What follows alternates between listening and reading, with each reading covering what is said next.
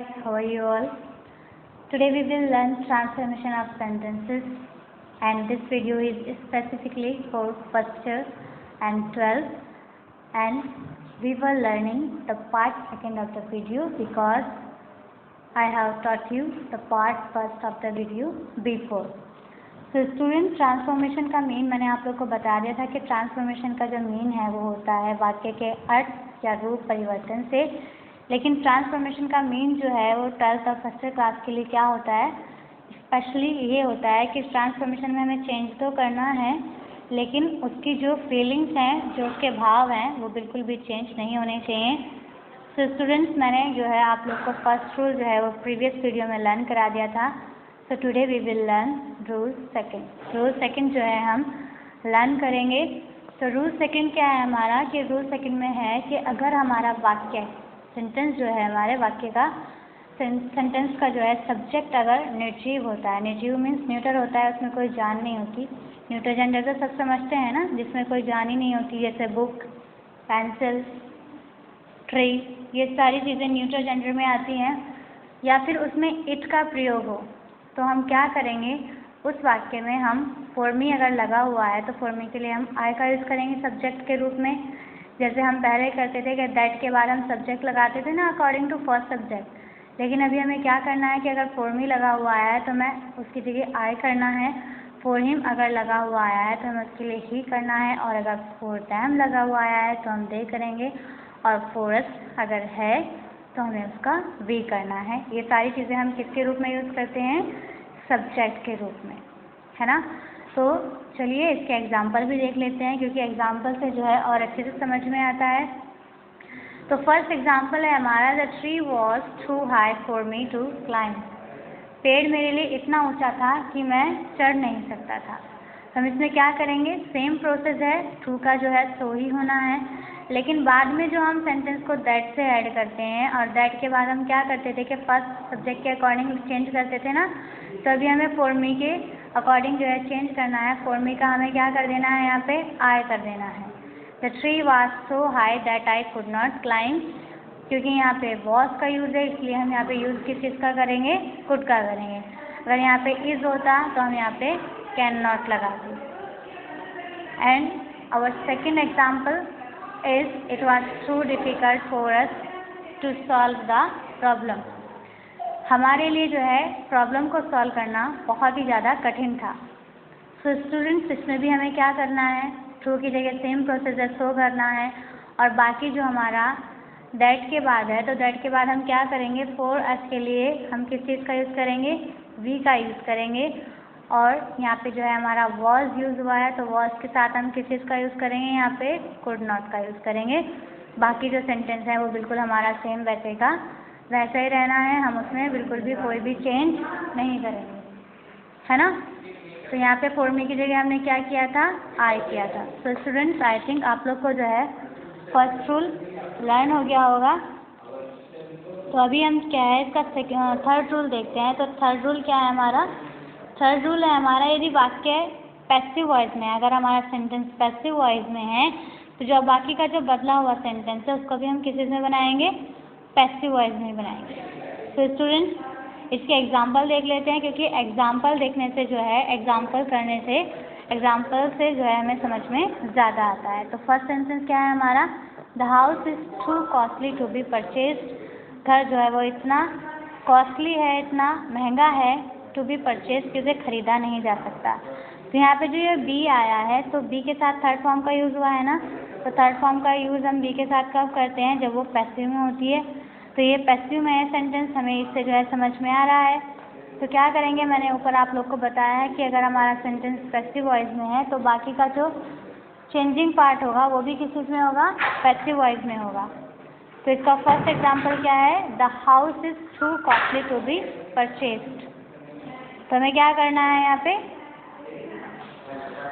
The house is so costly, too की जगह हम क्या करेंगे, यहाँ पे सो करेंगे, बाकी वैसे का वैसे ही रहना है, कॉस्टली। और दैट के बाद जो हमारा सब्जेक्ट है, क्योंकि हाउस जो है वो न्यूट्रल जेंडर में आता है तो इसलिए हम इसमें जो है सब्जेक्ट क्या लगाएंगे, इट लगाएंगे। और इट के बाद यहाँ पे इज़ है तो इसकी जगह किस चीज़ का यूज़ करेंगे, हम कैन नॉट का यूज़ करेंगे। और बी लगा हुआ है सेंटेंस में हमारे, तो बी लगा हुआ है तो हम बी जो है वो ऐसे ही लगाएंगे, क्योंकि हमारा जो रूल है वो क्या है कि पैसिव वॉइस में अगर सेंटेंस है तो बाकी का जो सेंटेंस है वो भी पैसिव वॉइस में ही होगा। सो स्टूडेंट्स, कंप्लीट सेंटेंस हमारा बन करके तैयार होगा। The house is so costly, too की जगह हमें क्या करना है, so. The house is so costly that it can not be purchase. बिल्कुल हमारा पैसिव वॉइस में ही बना है वाक्य। अभी इसका रूल 4 क्या है, रूल 4 देख लेते हैं। तो रूल 4 है हमारा, यदि सेंटेंस का सब्जेक्ट न्यूटर है, वो जो ऊपर भी मैंने आप लोग को बताया था कि न्यूटर किसको कहते हैं, जिन चीज़ों में जान नहीं होती, बुक, पेंसिल, बॉटल, पर्स, ये सारी चीज़ें न्यूटर जेंडर में ही आती हैं, चेयर। तो हमारा जो अगला क्लॉज होगा सेंटेंस का वो भी हम किस में लिखेंगे, पैसिव वॉइस में लिखेंगे। अगर सब्जेक्ट न्यूटर है तो हमारा जो क्लॉज होगा पैसिव का वो किस में होगा, क्लॉज जो होगा हमारा अगला सेंटेंस का वो पैसिव वॉइस में लिखा जाएगा। तो इसका एग्जाम्पल देख लेते हैं। तो फर्स्ट एग्जाम्पल क्या है इसका एग्जाम्पल है the book is too difficult to read. Book जो है वो इतनी डिफ़िकल्ट है कि वो पढ़ी नहीं जा सकती, है ना। तो बुक क्या हो गई, बुक हो गई हमारी न्यूटर जेंडर। तो अभी इसमें जो है हमने सब्जेक्ट क्या लगाना है, सब्जेक्ट मैंने आप लोग को बताया था कि न्यूटर जेंडर जो होता है उसमें सब्जेक्ट क्या लगता है, इट लगता है ना।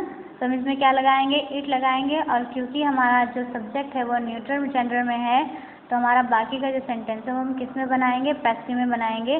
तो इसलिए हमने यहाँ पे किस चीज़ का यूज़ किया है, कैन नॉट के साथ यहाँ पे बी का भी यूज़ किया गया है। और बाकी जो है वो आपका टू की जगह सो तो हम पहले से ही करते आए हैं। और यहाँ पे इज़ लगा हुआ है तो इसकी जगह हम किस चीज़ का यूज़ करेंगे, कैन नॉट का यूज़ करेंगे। आई थिंक आप लोग को इतना समझ में आ गया होगा।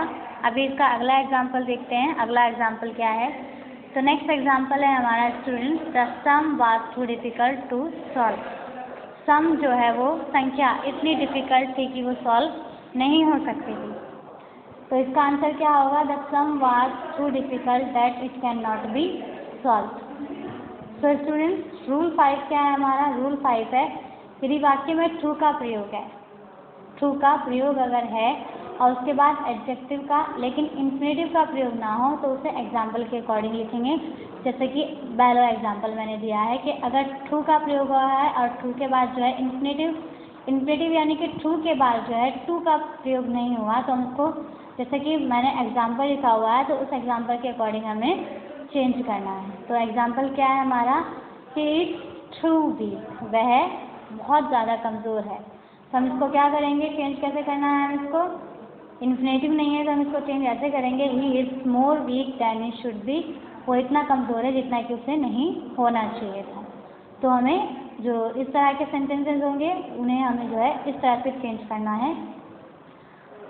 अभी नेक्स्ट रूल देख लेते हैं। तो नेक्स्ट रूल है हमारा रूल 6, यदि वाक्य में ट्रू का प्रयोग हो और उसके बाद एडजेक्टिव तथा फोर का प्रयोग हो तब एग्जाम्पल के अकॉर्डिंग हमें चेंज करना है।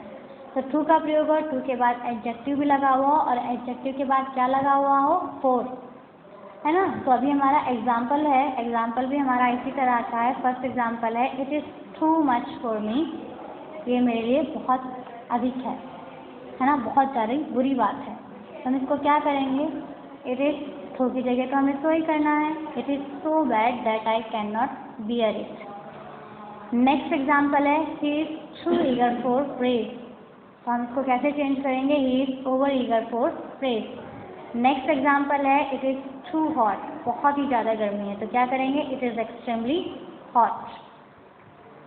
We can use over, extremely, beyond, proper limit in our sentences। जो भी ऊपर के sentences हैं और इस तरह के जितने भी आप लोग के सामने करने के लिए सेंटेंस आएंगे सॉल्व करने के लिए, तो उन्हें जो है आपको इसी तरह से चेंज करना है और उनमें जो है आप over, extremely, beyond, proper limit in सब का यूज़ कर सकते हैं। यहाँ पे मैंने आप लोग के लिए एक नोट पॉइंट भी लिखा है ताकि आप लोग को जो है कॉम्प्लेक्स कंपाउंड बनाने में जो है थोड़ी सी ईजीनेस हो जाएगी, ताकि आप जो है थोड़ा सा जो है समझ सकते हैं। When we use so at the place of removing to, जब हम so का यूज़ करते हैं to को रिमूव करके तो वो सेंटेंस क्या कहलाता है, then it is called complex sentence, वो कॉम्प्लेक्स सेंटेंस कहलाता है ना। तो ये कॉम्प्लेक्स भी बन गया आपका और एडवर्ब टू, रिमूविंग टू भी हो गया। अभी वन मोर एग्जाम्पल, एक और एग्जाम्पल है जिसको हमें देखना जरूरी है। So students, let's see that example. Example है हमारा, his father is too fat. उसके पिताजी जो हैं बहुत ज़्यादा मोटे हैं। तो ये एग्जाम्पल ऊपर वाले की ही अकॉर्डिंग है, तो हम इसको कैसे चेंज करेंगे? His father is fatter than his should be. उसके पिताजी इतने मोटे हैं जितना कि उन्हें नहीं होना चाहिए। सो स्टूडेंट्स, आई थिंक आप लोग को समझ में आ गया होगा, और अगर आप लोग को समझ में नहीं आया है तो जो भी आपको क्लियर करना है वो आप लोग मुझसे क्लियर कर सकते हैं। अगर वीडियो पसंद आई तो like, comment, share and subscribe. Thanks for watching. Thank you and have a good day.